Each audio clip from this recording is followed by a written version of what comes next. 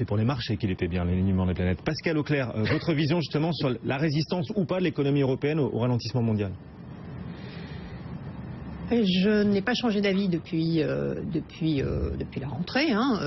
On observe évidemment, on a une décélération de la croissance mondiale, mais on semble avoir découvert cet été cette décélération de la croissance mondiale, impulsée en effet par une décélération des émergents et en particulier une décélération chinoise qui s'est amorcée en 2012 et qui s'est un peu accélérée début 2015. Donc c'est un phénomène qui est un phénomène de moyen terme. Je reviendrai après sur la décélération chinoise. Mais en Europe, l'impact pour l'instant, à ce stade, et c'est un peu tôt, donc il faut être un peu prudent, à ce stade, on ne le voit pas. Pour l'économie, enfin nous dans les chiffres auxquels on accorde un certain crédit, au moins pour les chiffres européens, on ne le voit pas. On observe un rythme de croissance qui en Allemagne avoisine 2% et qui est plutôt conforté par les indicateurs avancés que sont les indices de confiance, donc les fameux PMI. En France, on est un peu en dessus et dans certains pays du Sud, comme l'Espagne, on est un peu au-dessus. Ce qui nous fait dire à nous qu'on est sur une trajectoire de croissance en Europe qui est voisine de 1,5. Il n'y a pas de quoi sauter au plafond, j'en conviens Olivier, mais c'est quand même mieux que ce qu'on a connu l'année dernière et donc la trajectoire nous semble plutôt meilleure, à défaut d'être formidable. Voilà, donc ça c'est pour l'Europe. Un mot des États-Unis quand même, 3,9. Oui. Croissance révisée à la hausse au deuxième trimestre à quasiment 4%. Oui, alors il faut faire attention à la versatilité des chiffres américains. On a l'habitude d'écarts importants. Il n'empêche que ce qu'on observe en dynamique, sans s'acharner sur les chiffres stricto sensu, on observe une bonne conjonction des différents moteurs de la croissance US, à la fois sur les aspects consommation, qui ont toujours très bien tenu, et ça c'est évidemment soutenu par la situation de l'emploi aux États-Unis, qui est meilleure, n'en déplaise à Olivier. Ça fait rire Olivier, oui. C'est tellement drôle parce que... Beaucoup de choses qui font rire Olivier. Comme la croissance chinoise. Un peu meilleure que sur la partie investissement. Et puis, alors qu'on avait vu une décélération sur la partie externe liée en particulier au comportement du dollar, un léger mieux récent sur la contribution de l'externe. Donc ce 3,9, il est obtenu par agrégation de l'ensemble de ces facteurs positifs. Et en soi, c'est aussi quelque chose de rassurant sur la croissance mondiale. Et on se dit quoi justement? On va parler de la Chine bien sûr dans un instant, mais quand on regarde cette croissance américaine, la relative, on va dire, résistance pour l'instant de l'Europe, on se dit que les marchés sont encore survalorisés là par rapport aux perspectives économiques des États-Unis et de l'Europe, ou au contraire on est sur de justes valorisations et il n'y a pas de raison de craindre une forte baisse supplémentaire des bourses? Alors, les bourses réagissent surtout aux dynamiques microéconomiques. Tout ce qu'on peut se dire, c'est qu'avec 3,9 de croissance aux États-Unis et puis un peu plus d'1,5 en Europe, on peut regarder et mettre en face les prévisions qui sont celles des analystes sur la croissance bénéficiaire des entreprises, qui, moi, en Europe, me paraissent un tout petit peu gonflées, pour mémoire. Ce que prévoient les analystes pour l'ensemble de l'année 2015, c'est un peu trop optimiste. Un montant à 2 chiffres, c'est près de 19% de croissance bénéficiaire. Moi, personnellement, je n'y crois pas dans le contexte actuel. Je pense qu'on va downgrader un peu ces chiffres-là. Ceci dit, si vous regardez sur les États-Unis, aux États-Unis, la croissance bénéficiaire, elle est quasiment à 0. Donc là, pour le coup, c'est très conservateur aux États-Unis. Ça l'est pas du tout en Europe. Je ne serais pas surprise qu'on ait un ajustement à la baisse de ces prévisions. Et pour le coup, aux États-Unis, les prévisions des analystes, elles sont à leur plus bas là depuis 2009 sur Absolument. les résultats d'entreprise. Absolument. Wall Street n'est pas un peu survalorisé là? On est à 16 de PE. On risque pas de tomber de haut encore à Wall Street? Wall Street n'a rien fait cette année en lien avec des perspectives bénéficiaires quasi étales, ce qui me semble cohérent pour ma part. Olivier, les marchés cohérents? Est-ce que vous trouvez que les croissances bénéficiaires de 0 sont cohérentes avec un PIB qui croît de 3,9%? Est-ce qu'il n'y a pas quelque chose qui vous gêne un tout petit peu là-dedans? Non? Il n'y en a pas un qui se trompe? Il n'y en a pas un des deux qui se trompe? Non, si vous avez 3,9%, c'est une très forte croissance, 3,9% de croissance, très très forte. C'est un chiffre vous avez 3,9% de croissance d'un côté et vous avez de l'autre côté des prévisions de bénéficiaires qui sont à 0. Ça vous gêne pas? Non, ça vous interroge pas? Vous vous dites pas, tiens, il y a un truc qui va pas? Non, non, c'est vrai que les 5,1% d'emploi, etc. Non, mais c'est. Il y a un truc, Olivier, juste pour vous répondre. c'est pas à vous que je demande la réponse, c'est à Pascal. Il n'y a pas quelque chose qui vous gêne là-dedans. Les bénéfices des entreprises américaines ont progressé de 6% au deuxième trimestre. Non mais je vous pose la question, est-ce que ça vous gêne pas? 4% de croissance, c'est quand même quelque chose d'énorme. 4% de croissance alors que d'un côté ils se plaignent d'un dollar trop fort, de l'autre côté on a, et on le sait tous, alors maintenant vous faites semblant de l'ignorer, mais un petit peu comme le ralentissement chinois, vous faites semblant de l'ignorer. C'est assez amusant comme principe. Dites simplement les choses, exactement comme on en parlait la dernière fois avec M. Rollin, mais dites les choses. Vous investissez simplement parce que vous pensiez que la Fed, que les banques centrales étaient derrière vous et que de toute façon, elles continueraient à mettre de l'argent et que ça ferait monter les marchés. Point. Mais n'essayez pas de trouver une justification macroéconomique à quelque chose qui n'en a pas. On le sait, on le voit bien. On a fait semblant pendant des années de croire que les Chinois tiraient le monde et c'est pas vrai. Et maintenant on le dit, mais on dit oui, non mais c'est pas grave, on va trouver un nouveau modèle. Mais enfin c'est ridicule. Mais pourquoi disons les choses clairement. Mais Olivier, pourquoi reprocher à des gérants de vouloir surfer sur une hausse de marché, certes alimentée par les banques centrales? Depuis 2008, les gérants qui l'ont fait ont gagné et ont fait gagner de l'argent à leurs clients. C'est non pas de surfer sur quelque chose, mais dites-le. Dites-le au lieu d'essayer de trouver des prétextes macro alors qu'ils n'y sont pas, et on le sait. Pascal. Olivier, les marchés répondent, vous le savez, aussi bien que moi, à différents types de facteurs. Ils répondent bien davantage, je parle des marchés boursiers, bien davantage à la dynamique microéconomique qu'à la dynamique macro. Là-dessus, je vous rejoins. On ne peut donc pas faire de lien, vous le savez, on ne va pas y passer un quart d'heure, entre le 3,9 d'un trimestre sur la croissance macroéconomique américaine et la progression boursière du Standard & Poor's. Vous le savez mieux que personne.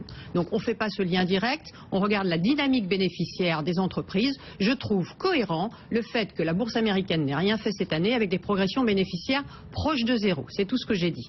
Sur le reste, on peut évidemment faire toutes les supputations sur le fait que les chiffres soient frelatés. Il faut qu'on fasse notre travail. On analyse les facteurs déterminants des marchés. Banques centrales en font partie. Indicateurs micro me semblent majeurs. Indicateurs macro doivent être pris en compte, vous le savez. Voilà, c'était la réponse de la bergère au berger. Un seul indicateur, depuis 5 ans, 6 ans que les marchés montent, un seul moteur à la hausse, c'est pas les résultats des entreprises. C'est les banques centrales. Alors il y a la question quand même de la Chine. Les banques centrales, elles agissent aussi beaucoup en fonction de la Chine. Et d'ailleurs, Janet Yellen l'a elle-même reconnu la semaine dernière en justifiant le statu quo de la Fed. La Chine, Pascal, c'est vrai qu'avant l'été, vous étiez plutôt sur une position à vouloir vous renforcer sur les marchés chinois. On va rappeler... On fait quoi maintenant? on va rappeler ce que signifie, c'est la troisième fois que je le fais ici, ce que signifie se renforcer sur la Chine, c'est injecter 2% de diversification sur la bourse chinoise à la veille de l'été. C'était une mauvaise idée. On n'a jamais, chacun le sait autour de la table, une science parfaite du timing. Et en effet, ce 2%, on aurait mieux fait de s'abstenir. Une fois ça dit... C'était que 2%. 2%. Que se passe-t-il en Chine? On est toujours à l'affût sur d'ailleurs le renforcement de cette position et pour l'instant on a différé le mouvement. Que se passe-t-il en Chine? Rien de très très neuf, je le redis. Ralentissement depuis 2012, accélération de ce ralentissement. On est dans une phase de transition de l'économie chinoise, n'en déplaise à Olivier. Cette transition, elle fait migrer l'économie chinoise sur plusieurs années. Donc on va pouvoir en reparler quelques années, Olivier. Vous allez être ravi.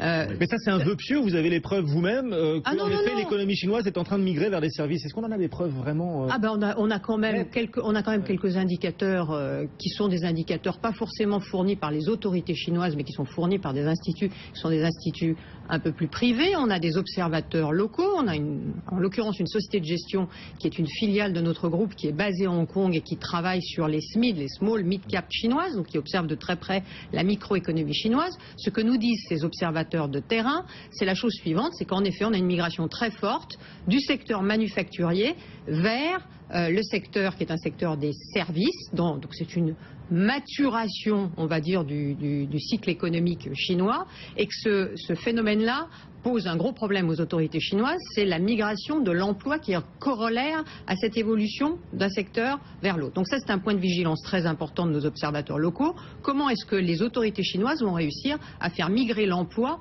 d'un statut A vers un statut B?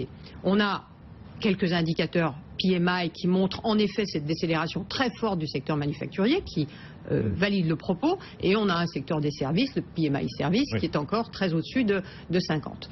Nous, ce qu'on agrège comme indicateurs privés locaux nous montre qu'en tendance sur l'ensemble de l'année 2015, c'est pas un 7, c'est pas un 6 sur lequel on peut compter comme croissance chinoise cette année, c'est bien davantage quelque chose qui ressemble à une fourchette 4,5-5%. Donc c'est une décélération qui est une décélération très marquée de l'économie chinoise. Très importante. Hein. Voilà, très importante. On aurait une croissance quasi 2 fois inférieure aux objectifs du gouvernement chinois. Non, ils sont à 7. Ouais, ils sont à 7.